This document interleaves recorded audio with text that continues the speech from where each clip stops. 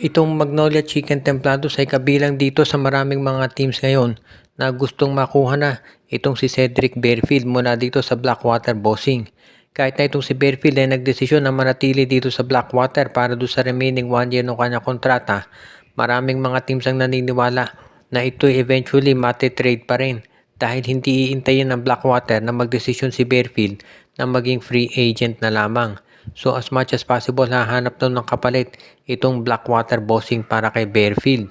At posible na iyan ay mapunta na dito sa Magnolia Chicken Templados at ang kapalit ay itong si Paul Lee.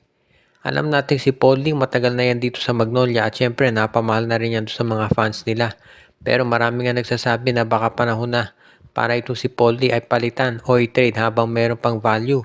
Dahil gusto syempre itong si Coach L.A. Tenorio na magkaroon ng panibagong approach na itong Magnolia Chicken Templados. At yung pagkuha nga dito sa isang katulad ni Cedric Bearfield, yan yung makatutulong talaga dito sa kanilang lineup.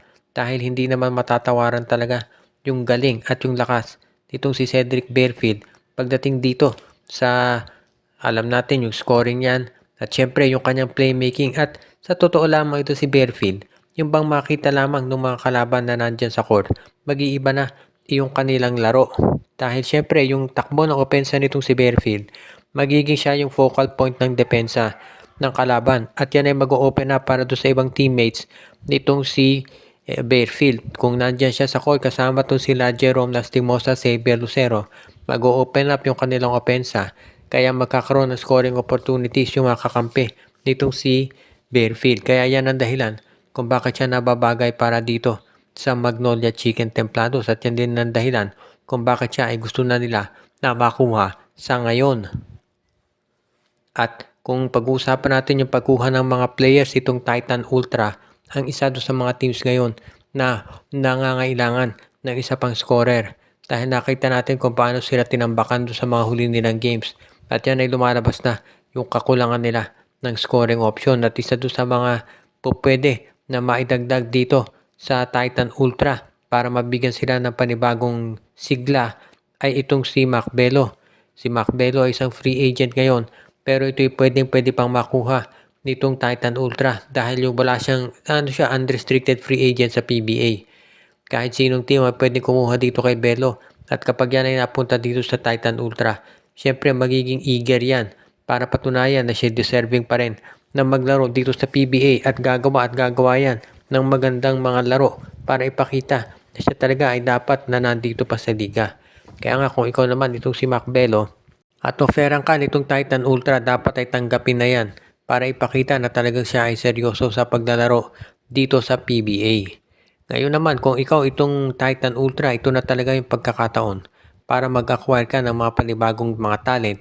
Not necessarily sa draft lang pero kahit sa free agency. Dahil maraming mga magagaling na players ngayon dito sa PBA na nasa MPBL dahil kulang na talaga yung mga teams sa PBA. Every year dumarami player, hindi naman nadadagdagan yung mga teams. Kaya madaming mga veterano na kaya pa maglaro ay napipilitan maglaro ngayon sa MPBL dahil wala silang choice pagdating dito sa PBA. Ngayon kung kukunin itong Magnolia Chicken Templados ito si Macbelo, magkakaroon sila ng isa pang dagdag na scorer at rebounder.